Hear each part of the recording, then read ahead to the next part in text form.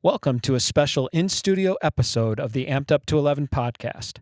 We're visiting with Josh Reed, a right above the knee amputee and a survivor of a motorcycle accident in 2019. Today we're getting into journey and transformation and how a life-changing event can create new and extraordinary opportunities. Josh is now on the public speaking circuit and changing lives through his message of leadership and growing through adversity. Josh is truly a symbol of resilience for the community, and his story continues to serve people from all walks of life. Let's get into it. Let's get amped up.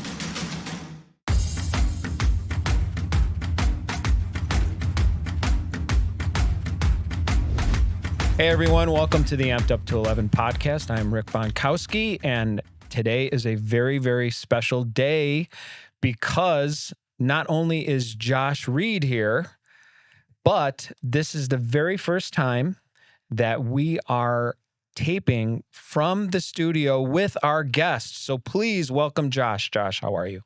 I'm doing well. Thanks for having me here again. Speaking with you. Last time I think was a year and a half ago or so. And yeah, I'm glad I get to be the first in the studio. Yeah, this is really interesting because it's sort of sensory overload for me right now. I'm usually sitting at a table. I'm looking at a screen. Our guest is obviously somewhere else, and everything's in headphones. And I have sort of this kind of rhythm, this sort of cadence that I'm used to. And right now, it is none of that. I mean, there's nothing that feels at all familiar about this. So with that being said, I'm asking our audience to please be patient with me today. If I seem a little out of sorts, it's because I am sort of driving a car right now. I guess I'd compare it to, have you ever rented a car and thought, oh my gosh, how am I going to drive this car for the next few days? Because it's completely different than what I'm used to. But thank you for being here. Remind the audience where you are from. I am originally from the Midwest, from Michigan, Chicago for a little bit, but I have been in Los Angeles for about 7 years now. Los Angeles. That's interesting. I want to talk about that a little bit more. However, I want to remind our audience first a little bit about your story. Pretty incredible event that occurred in your life, going through a motorcycle accident, obviously losing your right leg above the knee. I do recall a lot of those details, and remind us how long you've been an amputee. So it was in November of 2019. So we're at about that 6.5 year mark. 6.5 years. So given 6.5 years, personally, I'm at 8 years now. So kudos to us that we made it this far. We're both pretty much knocking on that 10-year mark, right? We're getting there. And what would you say is the thing that surprised you most? I mean, given that you've been an amputee a long time now, what is, let's say, the 3 things that have surprised you most about being an amputee and what the last 6.5 years have felt like? There's the community and seeing other amputees. Coming from a background in physical therapy, a lot of nursing home, it was a lot of low-level amputees who were diabetic related, who didn't really get out of bed, very low activity. And to realize that there's some really cool athletic amputees out there as well, and kind of wherever my journey is, there's always progress that I can make, and I'm not stuck in bed. And there's a really good community. So that's 1. 2 is that, like, the pain, the fear, those negative things that feel so heavy in the beginning, they really faded away. We've talked about in the last time we talked, feeling connected and waking up and just putting your leg on as part of the day. And at the time, I was like, yeah, that'd be cool if that ever happened. But really, that's kind of where I'm at now. So that's good progress. 3, I don't know. I feel like I just operate day to day. Like it's a non-issue, and it's always just, well, what am I not doing in life that I could be doing better? But I think we all go through that. I always think of life and its changes in terms of these bridges that get formed. And then we make these very conscious, deliberate decisions to cross them. And all those support systems are kind of what build those. But it's really up to us to make that decision to say, yeah, I'm crossing over now. And talking about the word normal, that's the word I think that I hear a lot from the community. When people reach out to me, they'll just simply say, when am I going to feel normal again? And the thing I try to remind, especially newer amputees, is it's going to be a new normal. It's never going to be the old normal, because so much of this journey is about what we become. Mm-hmm. We can't go back.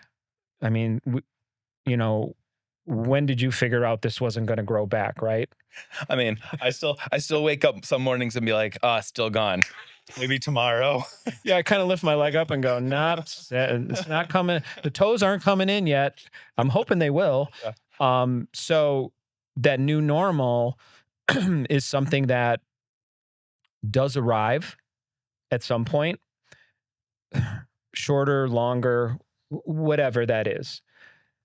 Someone once asked me, well, how long did it take before you felt like you had that new normal? And for me, it was 2 years. That was when I sort of said, yeah, I'm developing a routine now. Yeah. I'm operating, I guess, what I perceive as a person again. And I always measure it by how many moments, how many seconds, some days, do I forget about this? Mm-hmm. It fades away. And then it just becomes, what's the task at hand? Yeah. I'm working, I'm creating, I'm writing, whatever I'm doing, there's that pleasure of, I forgot about this. It sort of went away. Unless I didn't charge it overnight, which you don't have to worry about charging your leg. So if I don't charge it, I think about it. If it's a little bit painful, I think about it. Or if I didn't put it on, the alignment's kind of weird. The reminders, right? Yeah. The little nudge. But unless something is there to say, like, and remind me that I'm wearing this thing, yeah, I don't really think about it much anymore, which is such a relief mentally and emotionally, getting to that point. But yeah, it was about 2 years for me too.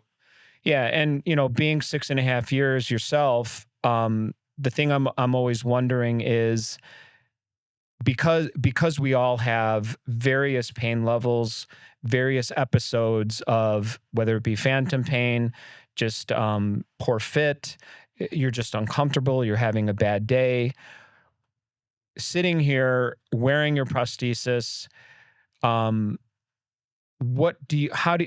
would you describe when you start to feel uncomfortable, and what circumstances tend to make you feel that way, where you're like, okay, I'm either having a bad day or I'm just uncomfortable today? Sometimes it's the phantom pain.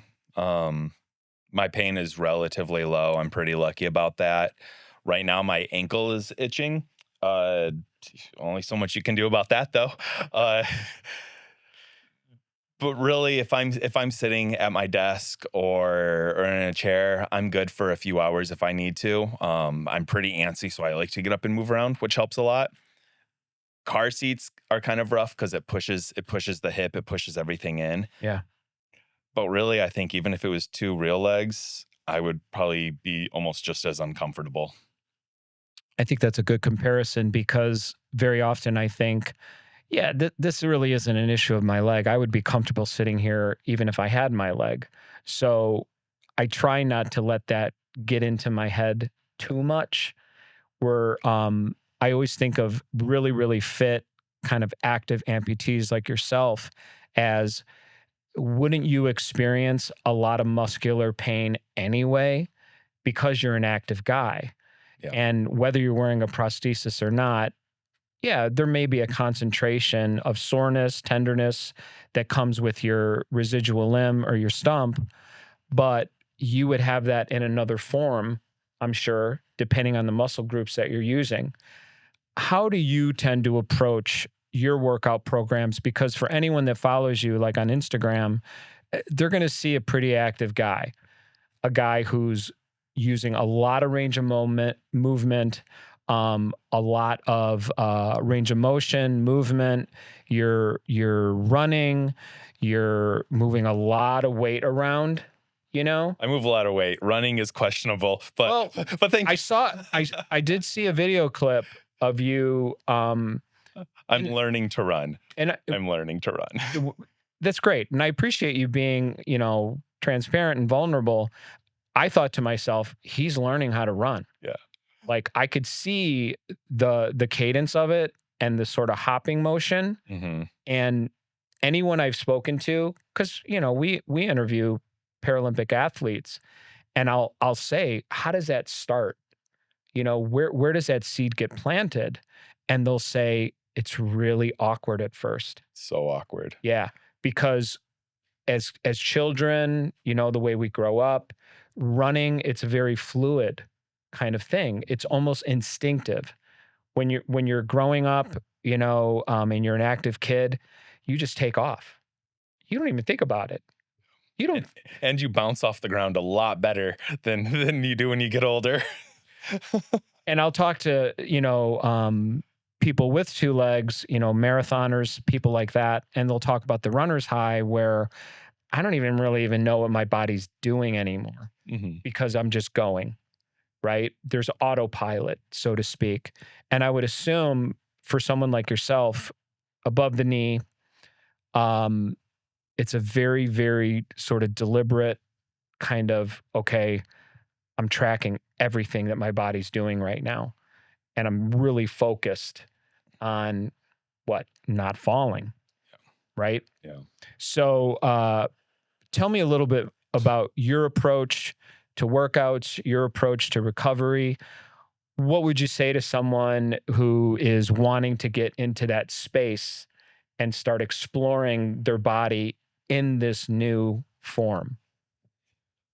So with the weightlifting, I have competed in powerlifting. I've been in gyms for half my life. I enjoy moving weight. Getting back into the gym after losing my leg was hard because I wasn't sure what the limits were going to be or how I would do certain movements.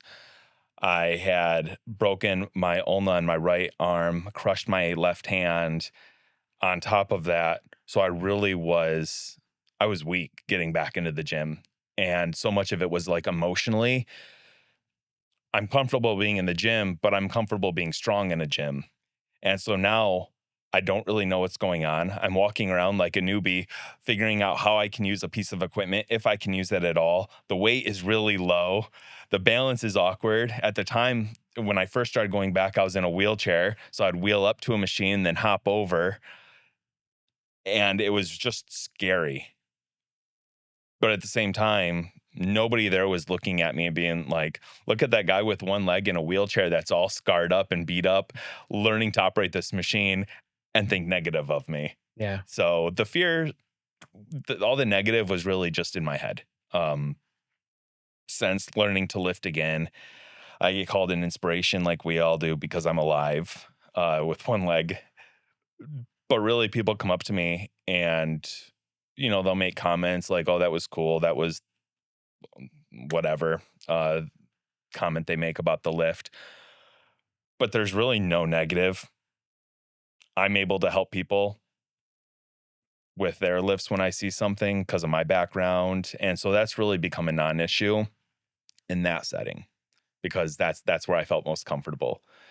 When you switch over to running, I have done marathons in the past. I have done triathlons. I've done a lot of running in my life. Learning to run again has been very hard for me. Part of it is just because I've put on weight, I've put on size. Part of it is just it's a completely different knee than what I'm using now. And so when you switch to a running knee, you don't suddenly become a runner or a running blade. You don't suddenly learn how to just alter your gait and to land that next step. So understanding what the limits is, how do I engage my hamstrings and my glutes to lock out that knee as I'm pulling through? What is the amount of rebound I'm going to get from the running blade? What's the alignment like? Is it going to whip?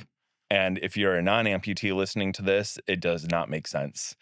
But if you're an amputee, especially in above the knee, dealing with whip is horrible. It throws everything off. Learning to, wondering if When you say whip, define that. So like if your leg is internally or externally rotated, for me, it's mostly when it's internally rotated. As I'm swinging through, it's kind of doing this circumducting motion from the knee down. And it's a lot of it's just because how am I engaging my stride? And then is the knee actually in the right alignment? Or is the socket on a little bit weird? So dealing with that is difficult, but trusting the equipment is so hard. Yeah. There's the whole body mechanics and making sure I'm alternating limbs and how to drive through, but just trusting the knee, trusting your foot. It doesn't really matter what the sport is. That is so hard. Because I also do snowboarding. And shout out to Mike Schultz, who made the BioDAP leg, and Paralympics just recently ended and he's retired from that. So what he has contributed to the amputee world is huge with the BioDAP leg. Learning how to trust that knee has been so hard because it's not a lock knee. It's got shocks in it. You get rebound. You have to learn those adjustments and the alignment with that as well. And that has been so tricky. And I use it fairly well. And I'll use it, like I'll do squats with like a Smith machine, or I'll do deadlifts, or I'll do box jumps. I use it for the snowboarding. It's a really tricky leg that I'm only beginning to unlock 4 years after having it. Wow. So it's been a lot of work, and it's been a lot of persistence and analyzing my movements. I keep a small journal where when I make adjustments, I kind of keep track. That way I can see what works, what doesn't work. I talk to other amputees just to figure out what's going on so I can really unlock the potential of the equipment that I have. So. And is this the leg that you would use in a gym setting, or is it different? This is my daily driver. I use it for the gym for pretty much everything, unless I'm doing like heavy low body things. This is my second C leg because the first kind of got a little too beat up. Okay. Because I definitely push my stuff. Sure. So the question I want to ask you is there any particular, movements with weight, any particular lifts that you do that you find are the most challenging for you in terms of what kind of pressure it's putting on your limb in the socket? In terms of my limb in the socket, this is my sixth socket. I've done lanyard, skin fit. This is a double walled socket. My prosthetist and I have worked quite a bit to make this work for me, to give me the range of motion and the stability where I need it. But a lot of the stability I got rid of because I train for extra stability in the gym. So I can have more range of motion. And so when I am lifting really heavy, there is pressure going through my stump, but I don't really get pain in the stump. I get like a good muscle pump, which affects the way I fit. But I am also, I don't really have to worry about like skin breakdown. It'll get a little bit red and bruised if I'm lifting really heavy that day, which doesn't really cause any issues. That redness kind of fades away within a healthy, safe times. And do you have to sort of like shift around different parts of your body based on some of that soreness and recovery time? Like, do you sort of break that out in terms of your workouts? I have a pretty good training schedule where I only do legs like really heavy once a week. So I have plenty of time in between. And if I know I'm going to be on my feet a lot the next day or coming up, I'll shift my schedule around. If it's snowboarding season, it's okay, when am I going to be on the mountain and how much? And I'll shift my heavy days with that. But I feel like we've all done that. If you train in the gym, you're dealing with that kind of soreness, and that, it's a DOMS, which is like delayed onset muscle soreness. If you're an athlete, you've dealt with that in the past. Yeah. And so I feel like it's really no different. So it's just a discipline, and it sort of transfers whether you're limb difference or not. Yeah. You have to be really careful and conscious about, okay, what am I doing? Am I allowing myself to heal? And if I push myself, how do I dial that back Yeah. to make it work for me? Whatever that is. Yeah, because anybody who trains legs looks like they rode a horse the next day, Yeah. and I'm no different. So Yeah. No, I get it. Given your activity level now, and you're having, let's say, a great week, you've hit a milestone, let's say, like, I didn't think I was going to be able to do that, and I did that today, and you're really having one of those moments. All amputees have those moments where you think, yeah, I feel really good Mhm. about where I'm at right now. In those moments, do you ever think about the accident? Does any of that ever come back into your consciousness? Not at those moments, but like last night, I was laying in bed talking to my wife, and she was like, "Well, what are you grateful for today?" Yeah, Which is good. It's a good discipline. It's a good exercise to sure. do. And I was like, my leg felt really good this morning. It felt really good yesterday, like, especially in the morning. I just felt so connected and like things were moving. It was great. Yeah. I don't really think about the accident. I had a great lift. Don't think about the accident. I drive by where I had my accident Mm. probably once a week or so, every other week, maybe, depending what I'm doing. And I'll take that entrance ramp, and I always like look at the spot where my motorcycle hit, and then I look at the spot where I came to like where I stopped, and I'm like, boom, and stop. But I play it in my head, but I don't have like, I'm not mourning anymore. I'm not looking at it, and I don't feel pain. It's like driving by a house of somebody every time you drive by it, you kind of look in the door and in the window, or you know what I mean? Like you're Yeah. like, hey, I know that person. Well, it's almost nostalgic. Yeah. And so when I drive by this, it's like, oh, that's where my life changed. Check. Yeah. And it's it's not a happy moment, but it's not one that I feel sad about anymore. I think what you're talking about is the idea of recognition, because it's not necessarily a celebration Hmm. and it's not necessarily a aw kind of moment, but that's where it happened. Yeah. I recognize that. And how do we take trauma?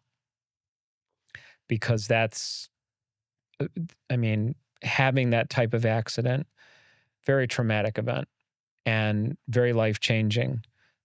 And to have worked through all those feelings, to be able to take all of that and sort of set it on a shelf and say, yeah, that's part of me, Hmm. but it's not all of me. Hmm. Right. And really the accomplishment is kind of like a trophy that you got in like high school. I was going to say, like, Trophy on the shelf. yeah, it's just that symbol. It's that plaque. It's that award. It's that trophy that you sort of set there and you say, I overcame that. Yeah. That was part of my story Yeah. right there. And the more time goes by, the more dust it collects. Exactly. And I'm I'm so thankful for how far I've come and for the people who have poured into it.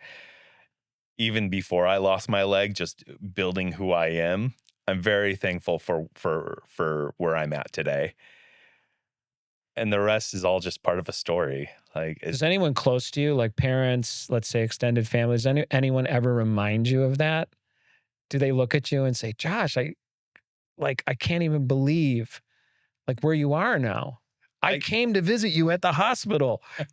I get that, especially if I haven't seen somebody in a long time.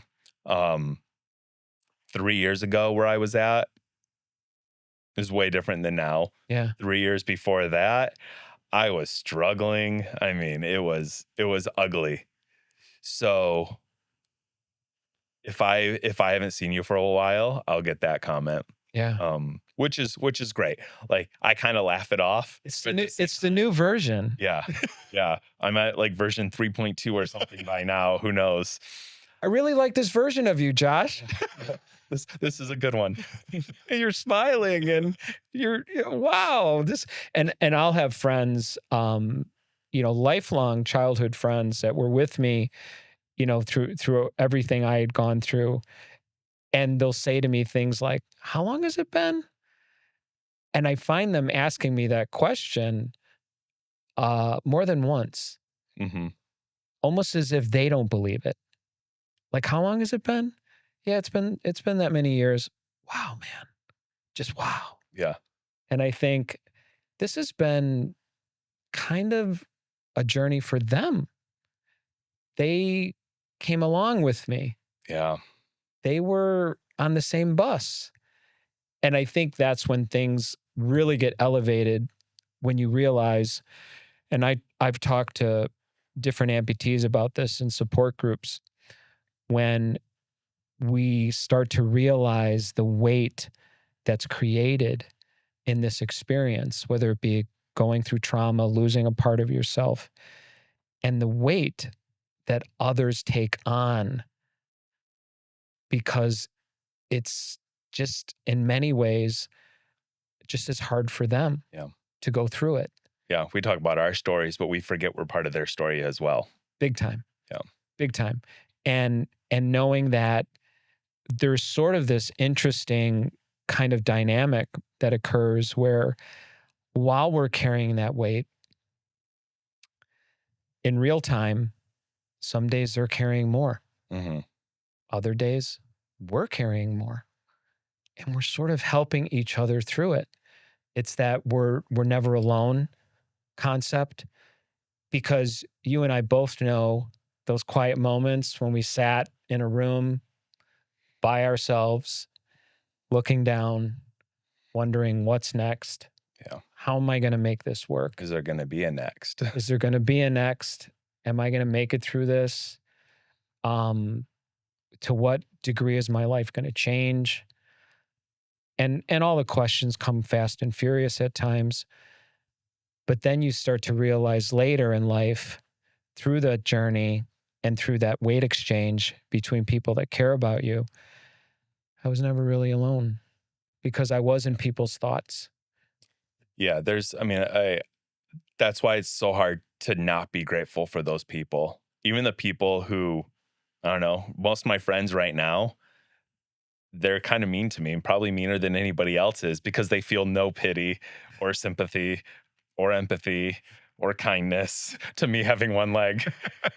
It's like, well, hurry up. Well, get up. Well, stop. There's zero excuse that I have. Yeah. And I'm so appreciative of those people. Yeah. Come on. What are you, a wimp? Yeah. Let's go, man. Because they don't view me as having one leg. I'm just Josh to them. I'm just the person that they've known for however long. Yeah. And like, I'll take my leg off. I'll complain about my leg. And my wife makes comments like, oh yeah, I forget that you only have one leg. I'm like, that's cool, I guess, maybe.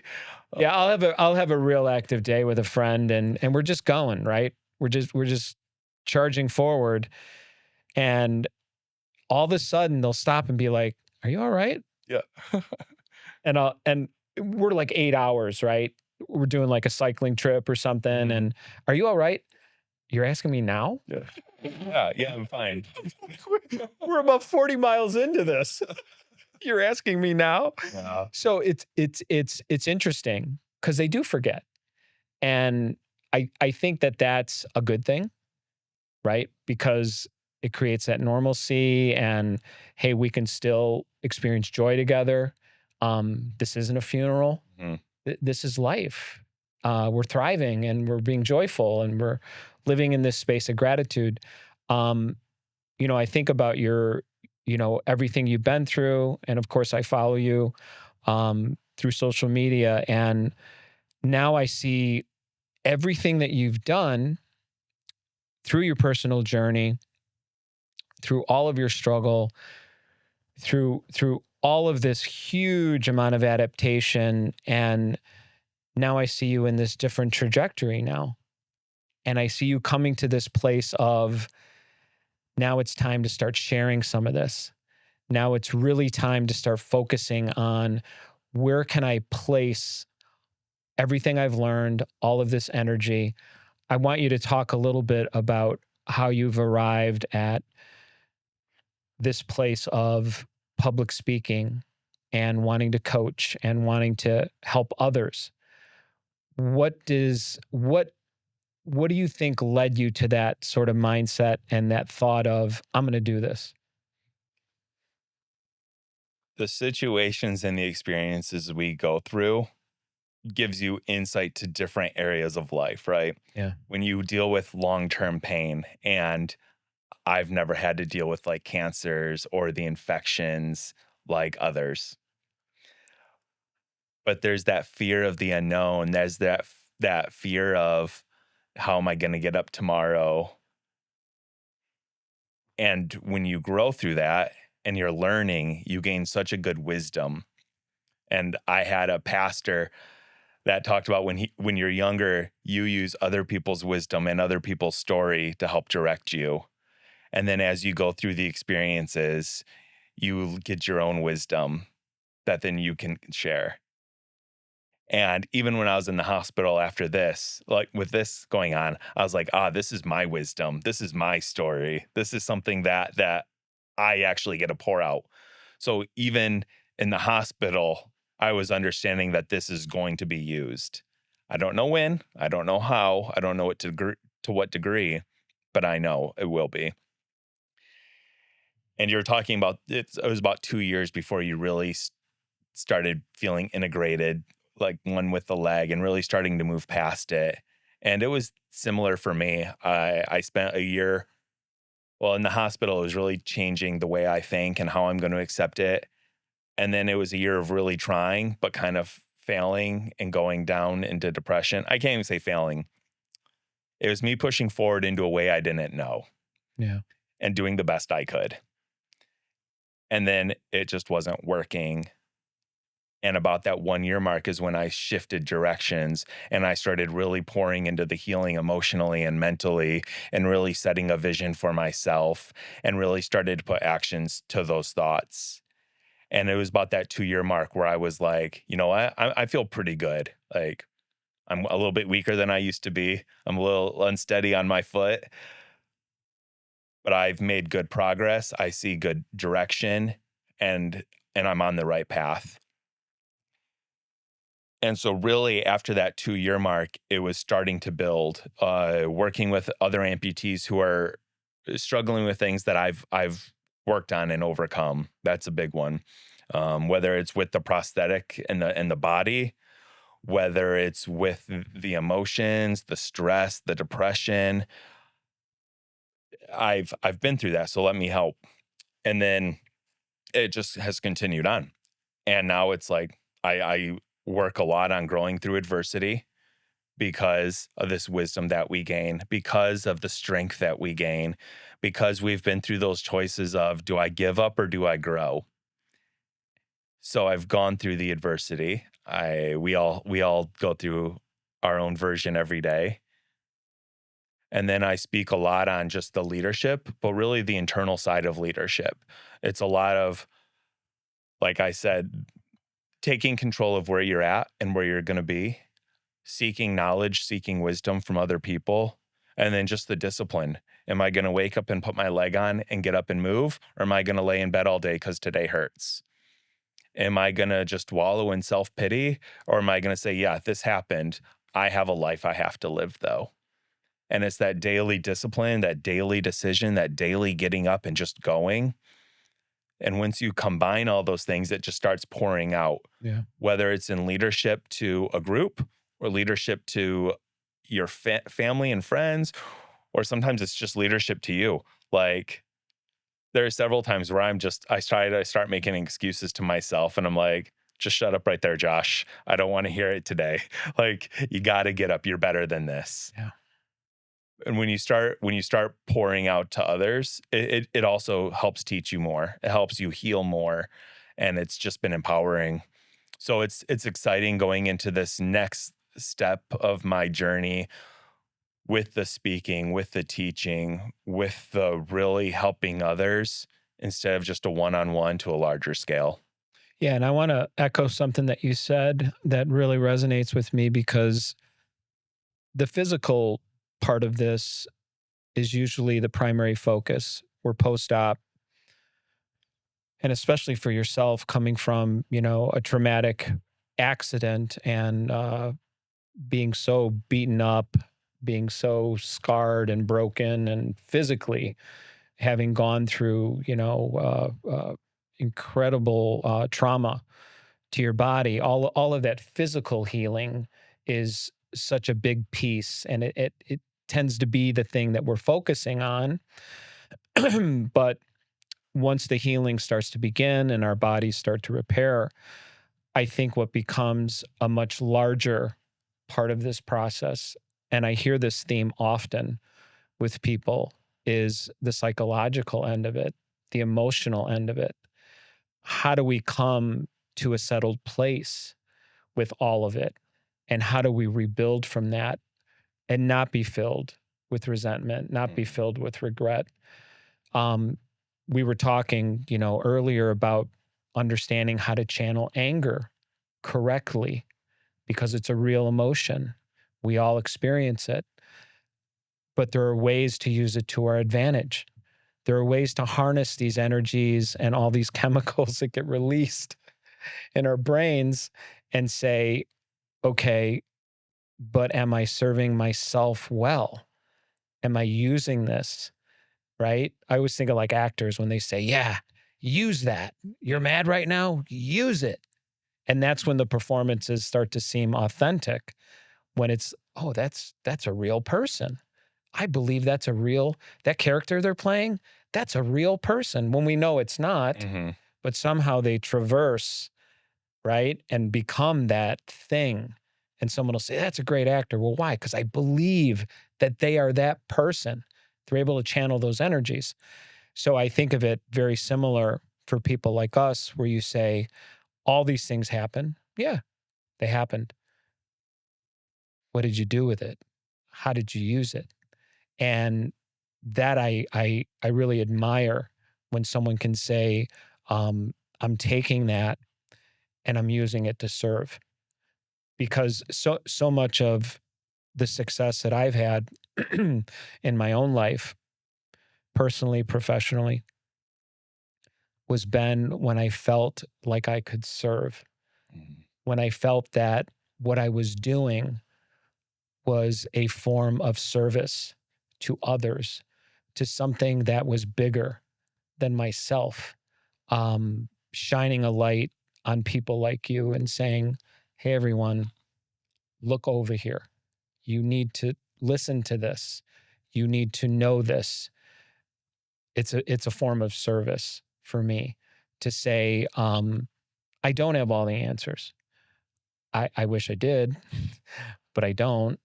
And I'm on that continuing journey of wanting to gain knowledge, wisdom, even affirmation, whatever that is, from others, and feeling that connective kind of tissue within the community.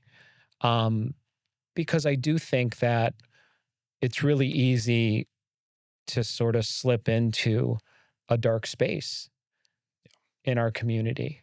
And what would be the thing, knowing all that you know now, and it's been a It's been a wild ride. It's been a wild ride for 6.5 years.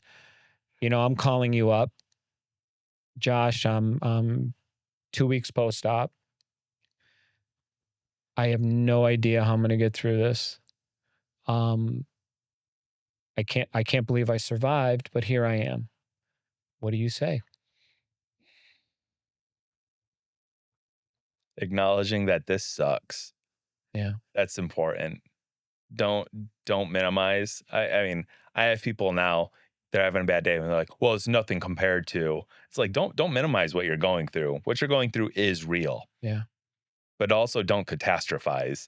Like, other people have been through this and they've recovered. You can do it. Yeah. And so finding that balance between the two is important, but just understanding where you're at. And understanding that there's not easy days ahead, but it will get easier. And you won't believe me in the beginning, and that's fine. And then you're going to be in a section of life right after you're like, actually, I think I claimed it. I think I'm good now. Like, yeah, it's only been a few months, but I'm good. And I'm like, no. You're actually not. I'm glad you're feeling good right now, but it's going to get dark and heavy again, because it's just part of the journey of of healing, and that's okay. But really sitting with somebody and acknowledging like there's better days ahead. This actually happened, but this doesn't have to define you. And I think that's the biggest part of recovery, feeling part of our equipment, accepting what's happened, is it's not a central part of who we are. Like I have talked before about me not having a leg is probably the least interesting thing about me. The story's kind of crazy, and there's some laughter and some crying and stuff associated with that. But this is so small with what I want to do in life and with what I have done in life. But the more we keep it the central part, and when it just happens, it is central. It's very tangible. It's very real. The pain is real. But over time, we have to let it move over, like the trophy on the shelf. It just has to be a part of what we have done, part of what we've gone through. But the more you focus on it, the longer we keep it as the main focus, the harder it is to ever let go and to move on. I think you're right, because it very much is the center of the universe at first. It's the thing that tends to directly affect every aspect of your life, whether that's getting up in the morning, taking a shower, trying to drive a car, just trying to walk, something that we all take for granted because it's what we've done our entire lives. And then suddenly that's stripped away. Mm-hmm. And it's time to rethink all of that and learn again. Because I always feel like, well, I want to do all the things that I used to do. And what am I willing to sacrifice to be able to do them? And what I find sort of in the final equation is always, you just needed to get uncomfortable. Yeah. You just needed to relearn it. It wasn't that you couldn't do it. It was just a question of, are you willing to start over? Yes. So yeah, you were really good at that, right? I always think of like music because I'm a drummer. And yeah, I spent, decades, most of I 5 years old when I fell in love with the instrument, and I knew a one way of doing it. And then suddenly it was like, I can't do this anymore. And someone reminded me, well, you can. It's going to be really different. But are you that much in love with doing that and experience that much joy and have that much passion that you are willing to start over again? Yes. Wipe the slate clean, start over. Yeah. If that means 10,000 more hours before you even feel proficient again, are you willing to make the sacrifice? If not, let it go. Yeah, exactly. Who cares? Don't do it anymore. It's not your thing anymore. Yeah. It's going to take a lot more work. It better be worth it. I was never good at basketball. I don't want to be good at basketball now, right? I would love to be good at drumming, but I can barely do a paradiddle. So it's this whole thing about not just adaptation, but because can be very much a physical process. It's the mental game. Mm-hmm. How bad do you really want it? Right? Because I remember having a conversation with my orthopedic surgeon the night before my amputation, and he said, "Do you have any questions?" And he meant about the procedure. He wasn't asking me like, do you have any life questions? He's like, you have any questions? And I just unloaded. How am I going to drive? How am I going to walk? How am I going to be a musician? How am I going to blah, blah, blah, blah. I was flooded. He goes, I don't know. And it really kind of punched me in the chin, right? Like I was going down to the canvas, like, oh, not what I was expecting. Yeah. He goes, I don't know. But here's what I do know. You'll do it all if you want it bad enough. That's it. Yep. That's how it works. And that may seem cold and harsh to some, especially new amputees, because you're in pain on a lot of levels. But I think what you tend to learn, and I love the way you put it, you're going to feel this way now, and you're not going to believe me when I tell you it's going to get better. but there has to be just a small part of you that believes that, just a teeny tiny bit, because that'll keep you in the game. Yep. And it'll create just enough forward movement that at some point you're going to see this teeny tiny light down at the end of that dark, dark tunnel. And when you come out of the haunted forest, you're going to go, hey, I'm doing well. I'm getting there, right? And tell me about how you would want people to engage you in this new space. In terms of like who I am today with having one leg, navigating society? Just as far as I like Josh, I like his message.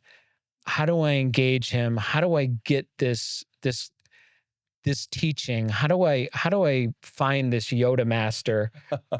How does Josh want me to reach out to him? So I'm available on Instagram. I know you can probably put the link in there as well. It's JD Reed 87 because I'm not creative. You can find me on there. My email is joshua@joshuareedspeaks.com. So you can email me that if it has to do with like speaking. I don't know, if I'm nothing special. And that's the thing. Like what I have gone through, I'm not even the first person to have a motorcycle accident, believe it or not. You're not? There has been others. Wait a minute. But it is my story. It is my perspective. It is my growth.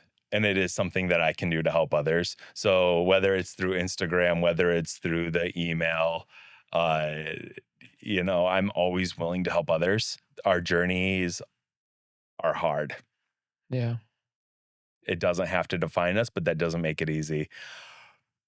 And I'm always willing to help, or at least, like you said, point someone in the direction to get help, to have that conversation if I'm not able to do it. Yeah, no, I really feel strongly about that in terms of when I offer myself and say, hey, send me a message, write me an email. I may not have the answer, but I've been an amputee long enough. I get this really cool experience of talking to people like Josh and others where I might be able to point you in the right direction, depending on what you're going through. We're all part of the same community. And I always feel lucky because I get to interview, my superheroes. They actually exist. You don't have to go see a movie to meet them. And I feel very, very fortunate, very full of gratitude that I can get those messages out there and provide these resources. What do you want to see like the next year look like? This next year I'm excited for. I have the speaking that is growing. It's why I'm able to be here talking to you because I speak next week. Awesome. And as that grows, it pushes me to develop myself. What are my ideas on adversity and on leadership and on speaking in general and on pouring out to others? I'm getting better at all of those things. I'm learning and I'm getting experience, which is awesome. You're crafting. Yeah, it's the next part of that story. And wordsmithing. Yeah. It's hard, isn't it? It's tricky. I struggle with it. Yeah. And some people will say to me, especially at work, they're like, God, you're a great speaker. And I think, I suck at this. Yeah. I am terrible at this. I said like 500 times. Yeah. Yeah. The first few minutes of this, I think I said 50 times, and every single one I was like, I'm thinking, I sound like I'm mentally defective, like there's something wrong with me. And I'll even mention to Brian, our producer, some of this stuff is like unwatchable for me when I see the podcast, because I'm thinking, you sound like an idiot. What are you doing? You don't sound like an idiot. You're okay. Yeah. What was that? Stuart Smalley? People like you. Yeah. Yeah. You're fine. And gosh darn it. Yeah. You need to do a daily affirmation. You need to look yourself in the mirror and tell yourself all these things. Yeah. I struggle with that. And we were talking about imposter syndrome, and I go through that a lot in various aspects of my life where I just, for some reason, lack, no matter what experience I have, no matter how well read I am, how well prepared I am, I still have this like sneaking suspicion in the back of my mind. I don't know what I'm doing. And I don't know where that insecurity comes from, because I've been in therapy and I've never explored that. Like, where is that? Is that parents? Is that like a teacher you had? Is that some little traumatic event that made you feel less? I don't know where that comes from. Or is that the engine that keeps me pushing towards excellence? Is that the little reminder of, yeah, you're not good enough, so you need to work harder. Push it. They believe you're this way, well, then be that way. Right. That's going to require some work. Right. Because people will comment to me, yeah, like, you don't half-ass it. And I say, no, I will not walk into a meeting, even a lower level. I'm not talking like power broker meeting, even something that's, let's say, every day, kind of low level, where I'm unprepared. I will never just like riff on something. Oh yeah, I know what I'm doing. No, there's notes. It's like, I'm ready. Like I even mentioned when we got here, I didn't prepare an intro for this episode. And I'm beating myself up because of it now, because we're doing another taping today and I have all these notes for that, that podcast. But I'm thinking, what happened to me? Like, what did I do? I forgive you. I know you do, because you're a sweetheart. But I'm just saying, it's that pursuit, right? Yes. Got to be better. Yeah. And really the thing as an amputee, but I think it was even before I was an amputee, if I'm trying something new, whether it's the speaking, whether it's a new sport, whether it's anything, I don't get mad at my performance if I put in effort and I tried. What makes me mad is when I got scared and I didn't try. Yeah. And that's the stuff where it's just, I can't let it go until I get out there and either make up for it or in another sport or go back to that sport. And I don't care what it is. If I gave up because I got scared, that is my biggest pet peeve with myself. Yeah. I remember the first time getting back on a bicycle and my hands were shaking. Like I was literally like, and even in my head thinking, why am I so scared?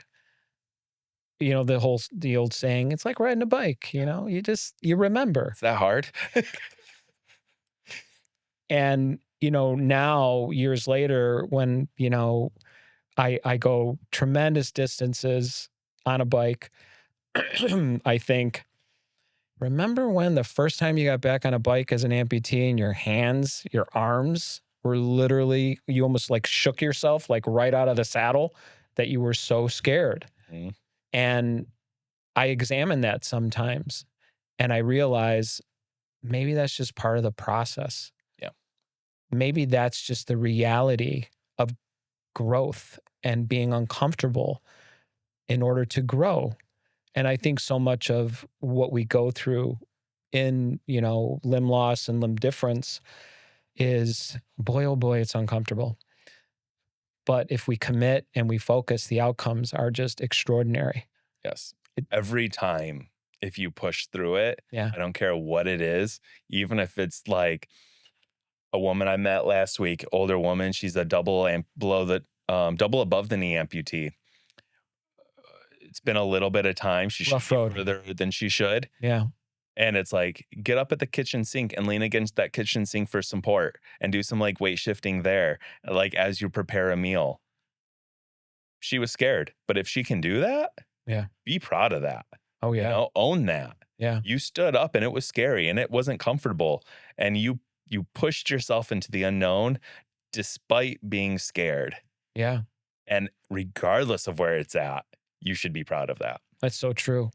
No, and that's so wonderful that you can have an exchange like that, and the energy that you get even in your own journey to be like, okay, this is when things get like really exciting, when we're sort of sharing that and we're cheerleading for each other.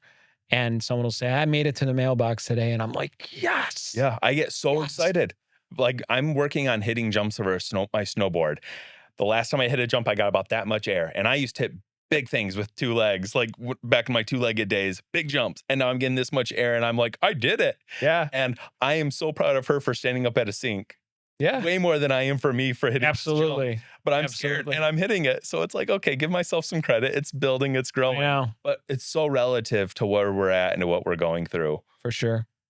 No, it's wonderful. I'm glad that you're able to give that to the community now. I'm excited to keep watching and following and seeing how that all kind of develops and materializes. This is Josh Reed. Please look him up, check him out. He's doing some incredible things in our community. And I want to thank you for being in studio today. Awesome. And yeah, it's wonderful work. And I'm so excited for you and your family. Everyone, that's going to wrap it up for us today. I'm Rick Bonkowski. This is the Amp'd UP211 Podcast. And I want to wish everyone health and happiness. And we'll see you next time.